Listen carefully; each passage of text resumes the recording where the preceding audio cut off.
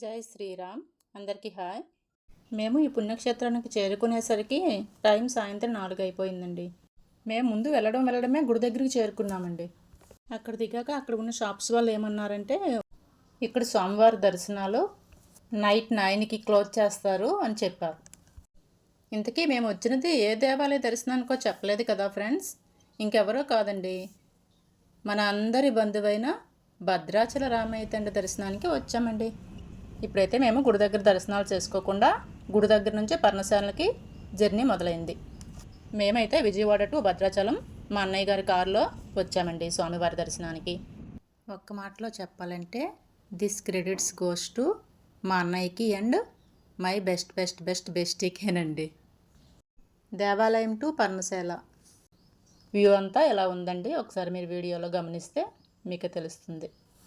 స్వామివారి పర్ణశాల అయితే సాయంత్రం 6 గంటల వరకే ఉంటుందని అక్కడ వాళ్ళు మాకు చెప్పడంతో మేమైతే ముందుగా పర్ణశాల దర్శనానికి వెళ్తున్నామండి. గుడి దగ్గరికి మేము చేరుకునేసరికి మా అబ్బాయి వాళ్ళ ఫ్రెండ్ భద్రాచలంలో ఉన్న అబ్బాయి వచ్చి మాకు దైవ దర్శనానికి చాలా హెల్ప్ చేశారండి. సో ఫస్ట్ ఆఫ్ ఆల్ ఈ వీడియో ద్వారా ఆ అబ్బాయికి అయితే నేను థ్యాంక్స్ చెప్తున్నానండి. నాకైతే నా చిన్నతనం నుంచి భద్రాచల రామయ్య దర్శనం చేసుకోవాలని కోరిక. ఎందుకంటే మా చిన్నతనంలో మా నాన్న మా ఇంట్లో ఎక్కువగా పాడుకునే పాట ఏంటంటే, రామయ్య తండ్రి ఓ రామయ్య తండ్రి మా నోములన్నీ పండినాయి రామయ్య తండ్రి మా సామి వంటి నువ్వేలే రామయ్య తండ్రి అని రోజు పాడుతుండేవాళ్ళండి. ఆ తర్వాత నా ఇంటర్మీడియట్ స్టడీ టైంలో అయితే పాటను మార్చేశారండి మా నాన్న.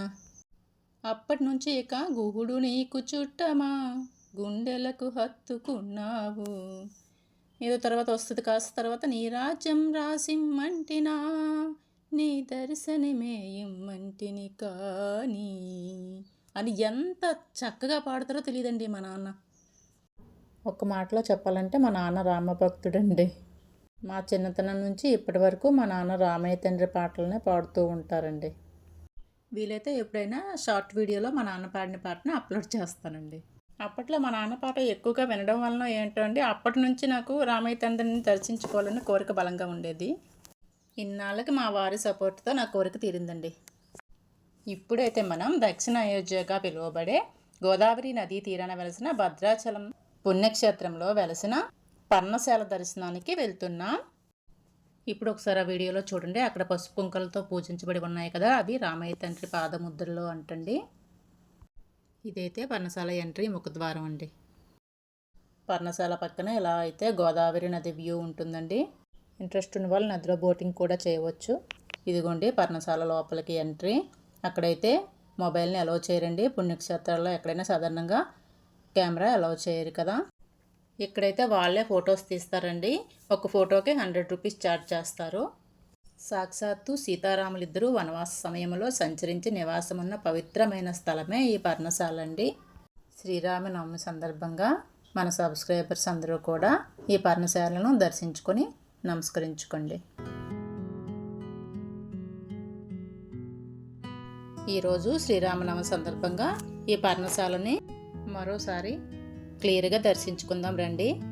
చూడండి, ఇక్కడ అంతా మాయలేడి కోసం రాముల వారు వెళ్ళడం, లక్ష్మణమూర్తి గీత గీసి సీతమ్మను దాటకుండా ఉండమని చెప్పడం, మాయావి రూపంలో రావణాసురుడు సీతమ్మ తల్లి దగ్గరికి భిక్షాటన కోసం రావడం, అప్పట్లో జరిగిన ప్రతి సంఘటన కళ్ళకు కట్టినట్టు ఈ పర్ణశాలలో చిత్రీకరించారండి.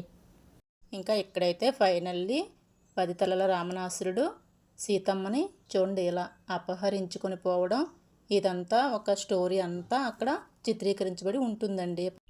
అప్పట్లో అలా జరిగిందా అన్న విషయం ఎక్కడైతే కళ్ళకు కట్టినట్లు కనిపిస్తుందండి. ఏదేమైనప్పటికీ మళ్ళీ రాముల వారు లంకపై యుద్ధం చేసి సీతమ్మ వారిని తనతో పాటు తీసుకొచ్చి ఒకే బాణము ఒకటే మాట ఒక్క బామకే రాముని ప్రేమ అని నిరూపించుకున్నారండి. మేమైతే పర్ణశాల దగ్గర ఏవో కొన్ని వస్తువులే కొనుక్కున్నామండి. ఎందుకంటే మళ్ళీ భద్రాచలం గుడి మూసివేస్తారు కదా అని స్వామివారిని దర్శించుకోవడానికి తొందరగా అక్కడి నుంచి బయలుదేరామండి. ఇక్కడ కనిపిస్తున్న గోపురం అయితే పర్ణశాల గుడి గోపురం అండి. ఈ షాపింగ్ అంతా పర్ణశాల ప్రాంతంలో ఉందండి. ఈ పుణ్యక్షేత్రంలో ప్రత్యేకంగా ఏంటంటే సీతమ్మ వారు రామయ్య తండ్రి ఎడమ తొడభాగంలో కూర్చుని ఉంటారండి. ఆ ఫోటో ఒకటి కావాలని నా ఫ్రెండు నేను బాగా షాపులన్నీ వెతికి ఇద్దరం చెరుకో ఫోటో కొనుక్కొని అక్కడి నుంచి మళ్ళీ కారులో భద్రాచలం బయలుదేరాం. మేము ఏ పుణ్యక్షేత్రానికి వెళ్ళినా కొండపైనే గాజులు కొనుక్కొని చేతులకు వేసుకుంటామండి, అది మా ఆనవాయితీ. అలా నా ఫ్రెండు నేను గాజులు కొనుక్కొని చేతులకు వేసుకున్నాం. ఇంకా ఏమైనా ఎంత దూరం వచ్చాం కదా కొందామన్నా మా వారు మా అన్నయ్య అయితే సమయం లేదు మిత్రమా అంటున్నారు. మా అబ్బాయి వాడి ఫ్రెండ్ అయితే గో ఫాస్ట్ అంటున్నారండి. మేము తిరిగి పయనమయ్యి దేవాలయ దర్శనానికి వెళ్ళామండి. అక్కడైతే పల్లకీ సేవ జరుగుతుంది. అందులో పాల్గొనడానికి మా వారికి మా అన్నయ్యకి కూడా అవకాశం వచ్చిందండి. ఎక్కడి వాళ్ళం ఎక్కడికి వచ్చాం, ఆహా ఏమి భాగ్యమా అని అయితే నాకు అనిపించిందండి. ఆనంద బాష్పాలతో నా కళ్ళు అయితే చెమర్చాయండి.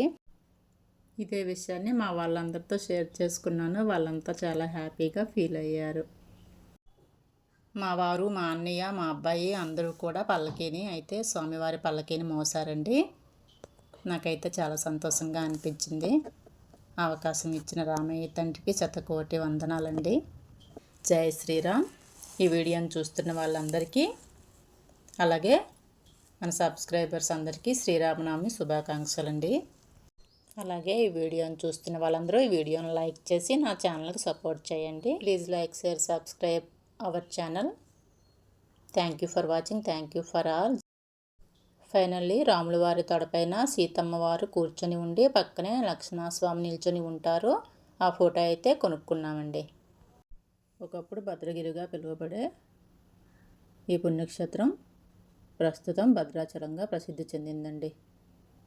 శ్రీరామ పాదములు నిత్యం కడిగే గోదారిది అయ్యా, ఈ క్షేత్రం తీర్థం దర్శించినచో జన్మధన్యమయ్యా, అందరి బంధువయ్యా భద్రాచల రామయ్య. జై శ్రీరామ్.